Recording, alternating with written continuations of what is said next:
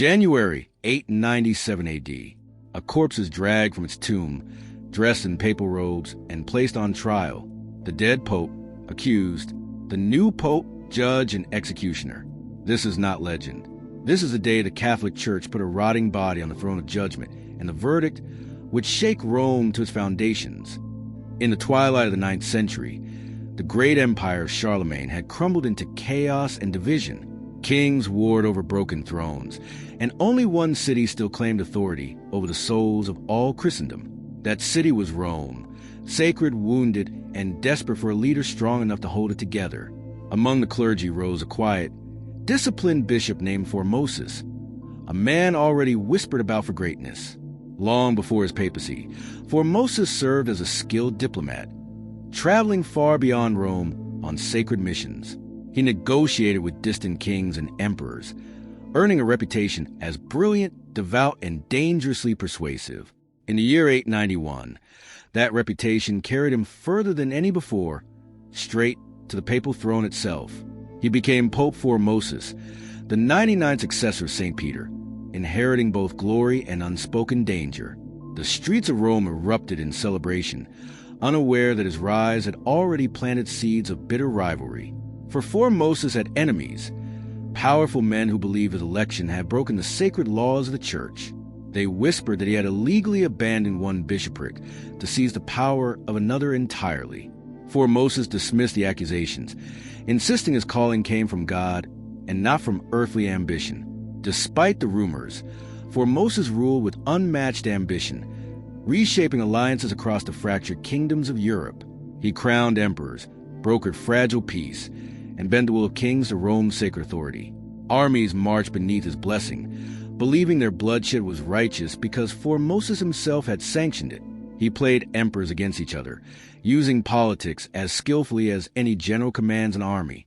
To the faithful, he seemed untouchable, a pope who had bent the very tides of history. But power, however vast, could never fully silence the enemies gathering quietly within his own court. Among those enemies was a rising cleric named Stephen, a man whose ambition burned beneath practiced humility. Stephen watched, waited, and remembered every insult, every slight, every accusation once hurled against Formosus's name. He gathered quiet allies among the disgraced and the resentful, men who longed to see Formosus fall. Formosus sensed the tension building around him, yet pressed forward, believing his legacy could outlast any rival. In the spring of 896, after 5 turbulent years upon the throne, Pope Formosus finally succumbed to illness. He was buried with solemn honor, his body laid to rest beneath the marble floors of St. Peter's. But in Rome, death rarely brought peace. It only opened the door to a new, brutal struggle. Within months, 2 popes rose and fell in rapid succession, the papal throne consumed by chaos and betrayal. Then, in January of 897, Stephen, once a quiet observer, finally ascended to become Pope Stephen VI. But Stephen had never forgotten the man who once stood exactly where he now stood. Formosus.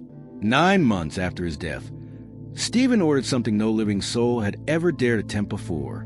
The tomb of Formosus was to be broken open, his corpse dragged violently back into the light. What they lifted from the darkness was no longer a man, only rotting bone wrapped in decay.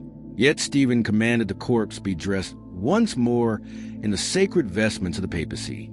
The dead pope was seated upon a throne before a packed and horrified assembly of the church.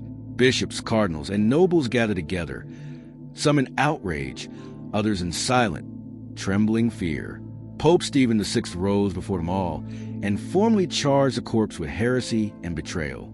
A young deacon was ordered to stand beside the body, answering every charge as though he were Formosus.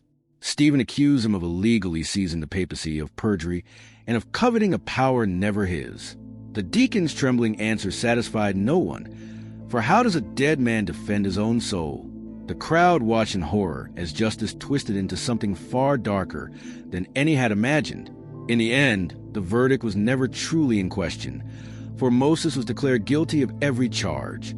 The papal vestments were stripped away, and every trace of holy honor was violently torn from him. The 3 fingers he had once used to bless the faithful were severed in final humiliation. His broken remains were dragged through the very streets that once celebrated his triumphant rise to power. Finally, his body was cast into the Tiber River, meant to vanish forever beneath its black current. But legend says the river itself refused him, and his body washed ashore days later, unclaimed. That same season, an earthquake struck Rome, and the people whispered that God himself was furious. Public outrage spread like wildfire, turning the city violently against the Pope who had defiled the dead. Even the faithful who once trusted him now feared what kind of man truly ruled their church. Within months, rebellion consumed Rome, and Stephen VI was violently torn from his own throne. He was seized, stripped of his title, and cast into the same darkness he had unleashed on others. Before the year's end, Pope Stephen VI was strangled to death within his own prison cell. In the chaos that followed, a new pope moved swiftly to undo the horror of that trial. His name was cleared, his honor restored, and the Cadaver Synod formally condemned before all of Rome. Formosus was finally allowed to rest. His remains returned at last to sacred, undisturbed ground. Yet Rome's peace proved fragile. For years later, another pope revived the same bitter, unresolved conflict. Formosus's condemnation was cruelly reinstated, proving that even the dead could be judged again and again. Centuries passed, yet the memory of that single winter trial refused to fade from history's pages. Chroniclers recorded it with disbelief, calling it one of the darkest hours the Church had ever known.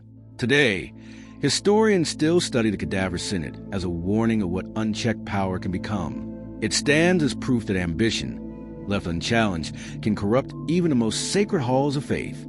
For even the dead, it seems, were never truly safe from the hunger of men who crave power.